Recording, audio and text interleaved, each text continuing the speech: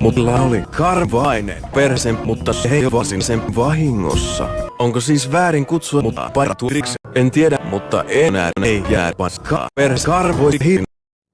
Slaika!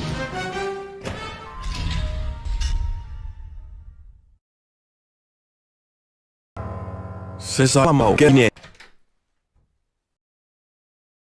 Vanhempani, ja minä jouduin kuvaamaan sitä.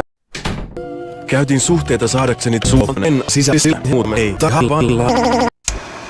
Okei, kamut! Jos mun laskuni pitävät kutinsa, Maryn palit on isot. Aika toteuttaa kastraatio. Ensin Mary pajauttaa työkerhossa. Sitten Sly! Sä näpistät auton avaimet siskältä ja annatte mulle vitun pää, kun sä olet kuseksessa. Mary ampuu sul ja sitten me otetaan livohkat. Tukkipuku toimii täydellisesti. Kukaan ei tunnista sua.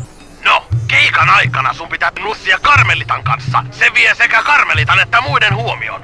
Ainoa ongelma on muiden vitutus, joten ensin tapaat ne viiden viinat sekä menet humalassa tanssimaan. Vaikka sitä on vaikea uskoa, se oli totta. Nisti pata on makoissa. Älyllisesti alkeelliset Sly ja Mary olivat aina parin sotin jälkeen. Se oli upeaa! Mary oli joppo ja hänen piti pysäyttää kahdesti tien laitaan, koska häntä oksetti niin. Mutta silti Mary oli liian selvipäin sietämään mua. On aika kostaa mossa kiituriiti. Karattuaan käsistämme vankilassa, Kreiviter piereskellyt linnassaan. Hyi vittu. Jälkeen kartanlukijan vuoksi me päädyttiin Suezin kanavaan. Jean Bisonin kuksen impulskultin päämajaan. Hän otti takaisin saapumista ja päätyi lumivyöryn hautaamaksi. Siellä me oltiin jätkien kanssa paskalla jättimäisessä invavessassa. Vaikka aikaa oli vähän, me painettiin mieleen kaikki taivaan isästämme, Pecho.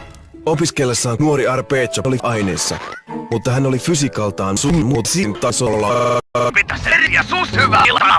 Hei baby, mitä saisi olla? Ostaisin yhden kynnellä täyttäjällä. Okei, saatana, anna tulla. Persin kakana, metukka ja pusekkeltainen Anna hyvin vittu. Mitä vittu sä oot hengissä? Ja vittu, se on ihme. Jokusta ja kuolekuu. No jaa, kehoni odottaa. Ole kultaniila ja etsikää piste. Se on sun perseessä. On aika perseessä paloitella. Fuut.